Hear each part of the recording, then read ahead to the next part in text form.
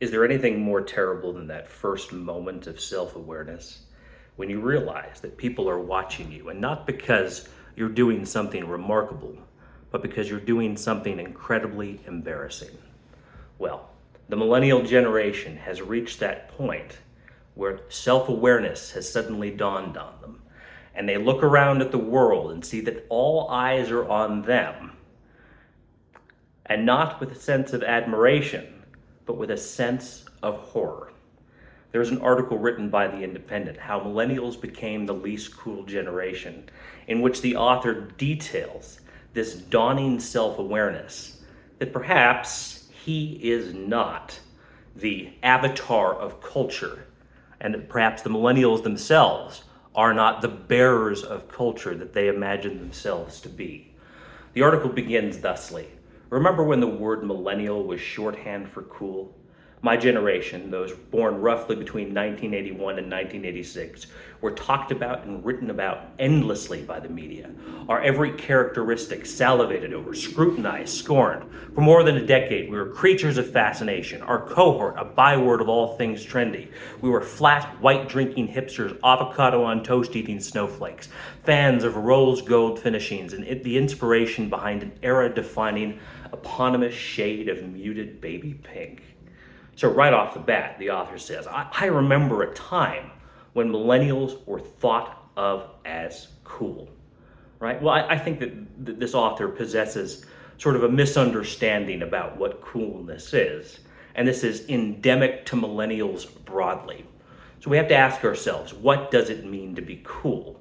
Well, coolness is a state of being that draws admiration, right? It is the possession of virtues that cause people to look upon the individual who possesses these virtues with a kind of awe, right? Would anyone dispute the assertion that Michael Jordan is cool?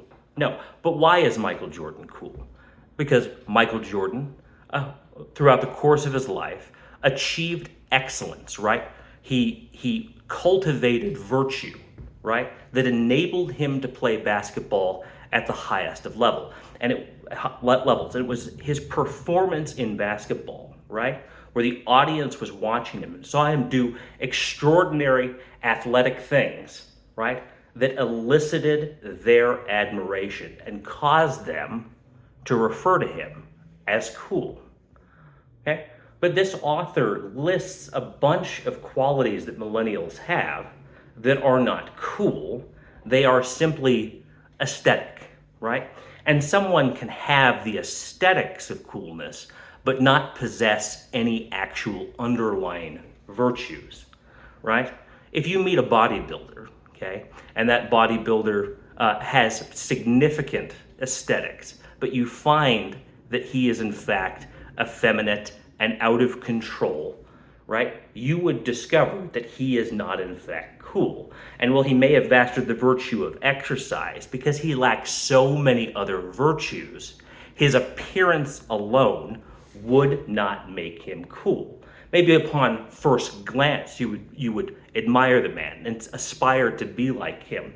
But as you got to know him and discovered his lack of virtue, the paucity of his character, his musculature would seem less and less impressive, okay?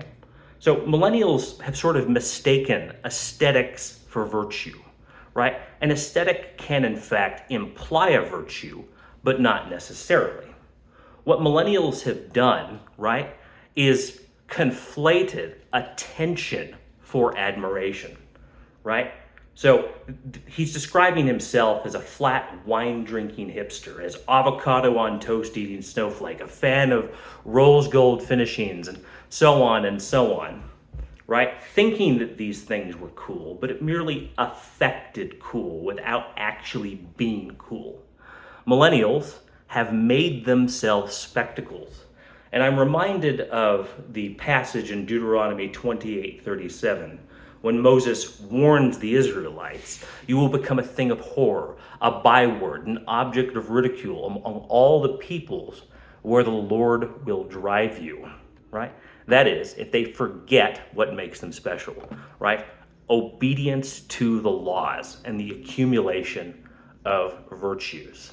Okay, so the article continues, and it says these words: that we hadn't grown up online. We'd got our first mobiles in our teens, smartphones in our 20s, and were the right age demographic for the launch of the first mainstream social media platforms of MySpace and Facebook, making us more tech savvy than our predecessors. For my 20s and much of my 30s, I experienced an en masse version of main character syndrome. Millennials were the stars, outshining our out-of-touch forebears. Anything and everything we did was, by default, interesting and cutting edge. Okay, so this millennial is under the misapprehension that because he could project himself out into the world and draw attention to himself, that he was cool, right? In making a spectacle of himself, he cultivated an audience, and this somehow meant that he was cool, right? So social media is a really interesting phenomenon in that it represents the realization of the fantasy presented to audiences of television in the 1950s and so on, when television first began to be prominent in our culture, right?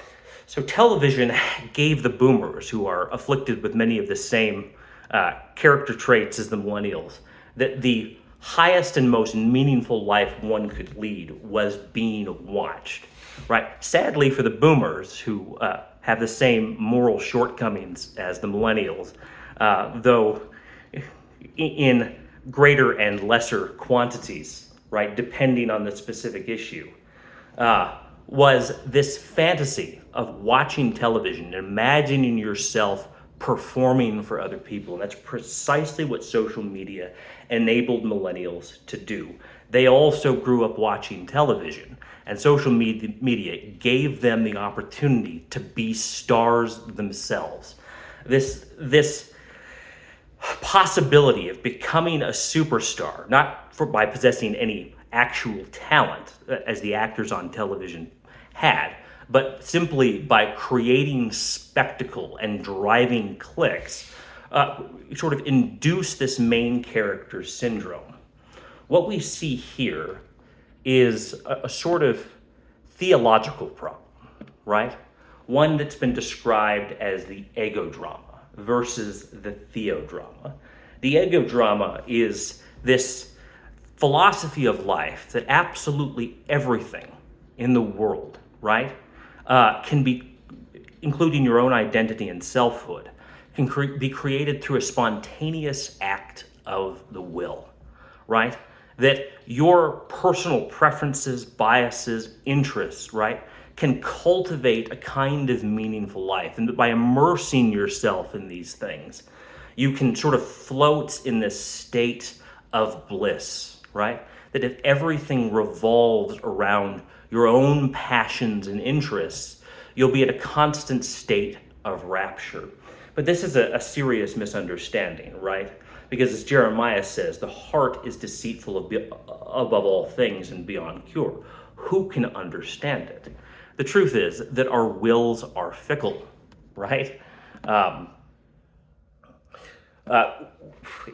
Will by itself, without a transcendent object to be directed towards, is an incredibly nihilistic phenomenon, right? You believe in nothing but a spontaneous self-created image, right? But our hearts are deceitful things. The truth is, people don't really know what it is they aspire to or want in life, right? We look out on the world and we see all kinds of things that we desire, and we can move towards one desire, but what if we find there is some superior or something we perceive as superior, and our will is then diverted into this alternate direction, right? Because identity is relational, right, and is predicated on those things that the will is directed towards, there can be this effect of creating a kind of schizophrenic personality where our will is divided between all kinds of temporary things, okay? And at heart, this is just a kind of nihilism, right? So let's continue. The author of the article goes on to say, Of course, it was inevitable that the new would become tired, the young old. That's the thing about the unstoppable passage of time, right? But nothing quite prepared us for the slow, inexorable slide from relevant tastemakers to figures of fun. From there, the derision worsened. The word chuggy was born, encapsulating all that was deemed basic, try-hard, outdated, a list essentially comprising stereotypical millennial attributes. Gen Z mocked us mercilessly on TikTok. All that had once made us trendsetters now flagged us as irredeemable losers. Being an adult who liked Harry Potter, Disney, or Friends made you chuggy. Wearing skinny jeans made you chuggy. Wearing your hair in a side parting made you chuggy. Heck, even drinking Starbucks made you chuggy. Oh, how the mighty have fallen. Right, and here we find the incurable malady of the millennials, right? And that is this pathological fixation on the superficial, imminent, and impermanent, right? It simply wouldn't be the case that Harry Potter would endure for 1,000 years like the great works of literature. It was a fashion, something that came into being largely because of a child fan base, right? And we find all kinds of fashionable entertainments.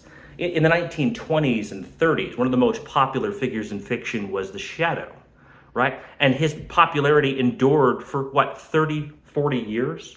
But now, hardly anyone even knows who the Shadow is, right? The same thing is true with Harry Potter. The difficulty is that so many millennials have made Harry Potter this essential part of their identity, a pillar of their literary experience, and never moved beyond it or allowed it to evolve. There's a wonderful line in the New Testament that Paul articulates. He says, "When I became a man, I had to put away childish things." That doesn't mean you can't have an affection for those things that you loved as a child, like Disney or Friends or Harry Potter. But everything needs to be contextualized around what really endures. And fashionable things do not endure. They pass away when a new craze arises. Okay? But what does endure? Well, the true, the good, and the beautiful, right? People are always interested in what is true, what is good, and what is beautiful. The difficulty is that fashionable things sort of stand as barriers between us and these transcendent values. So it can be sincerely said that those things that are eternally true and beautiful and good are always unfashionable. It's a sad reality that if we pursue things that are outside of our time and place, that we won't be up to date on the latest trends and crazes. And I want to pay careful attention to that word craze, right? Because all fashions are mild insanities, but the true, the good, and the beautiful are always sane. And that's precisely what makes them seem so antiquated in the eyes of people who are fixated on the present. So the author of the article continues. He says, "We've been laughed at for using words doggo, YOLO, vibe, and adulting, mocked for our nostalgia and perceived earnestness." And here we find yet another serious problem that millennials have. We've talked about their fixation on the now and their spontaneous self-created will, right? But this has led to a very serious affliction, and that is what this author calls perceived earnestness. And I want to dispute the idea that it's perceived. What the millennials suffer from in a kind of terrible and unending way is terminal seriousness. Terminal seriousness. Okay? Being serious requires nothing of you except to insist upon yourself. It requires no interest beyond your own thoughts, preferences, and desires.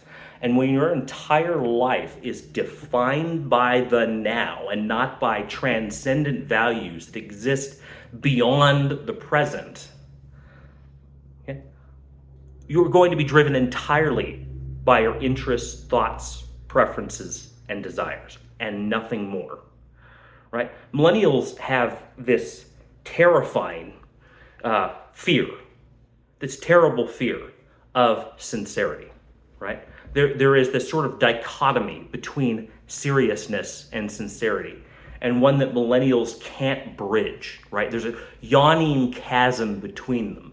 The millennials are hopelessly, direly serious, but they are absolutely terrified of being sincere. And that is because sincerity comes with a cost, right? To many, sincere people look naive and even silly, right? Sincere people seek after things of permanent value. They're interested in what is true, good, and beautiful. And they are not concerned with present crazes, right? The difference, though, is that a sincere person, their presence, their temperament, and their capacity to grow, right, sets them apart from these serious counterparts that surround them. Okay? A person who is sincere, right, will seemingly never age in any kind of uncool way because they were always interested in things that were ageless. Right. So the article continues, and he says, we've been pilloried for our humor, considered too cringe and overly quirky, right? Well, I mean, it's just not true, right? Millennials aren't funny at all, right? The real malady of the millennial is that they are, in fact, humorless. Millennials ran so far from their parents, who were moral busybodies, that they circled back around and became them on crack, okay? And the millennials are kind of tyrants in their humorlessness and total, absolute, all-encompassing, just foundational seriousness, okay? The humorless should never have power. To impossible certainties of rectitude, they ally tedium and uniformity. And that is sort of endemic to the millennial mentality, right? A desire for absolute sameness in everything, right? People can have aesthetic differences, but what they need to have, right, what they demand everyone possess is the same underlying philosophy, right? So we discussed earlier in the video how millennials have the aesthetics of coolness, but they have none of the virtues that would enable someone to be cool, right? The millennials' entire mentality is one about superficiality and aesthetics without the attendant virtues that those aesthetics should be evidence of. Okay? So the article concludes, we've reached the stage where the popular OK Boomer meme may well be overtaken by the OK Millennial. Now, let's talk about this for a moment.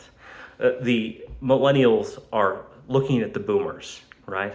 It's as though they're staring into a glass darkly, and they see the same image reflected back at them, okay?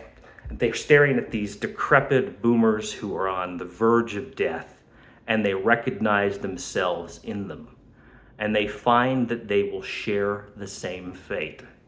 The real problem the millennials had is they forgot the epitaph written over the human grave. For dust thou art, and unto dust thou shalt return. This is Pop Theology. I hope you enjoyed this video.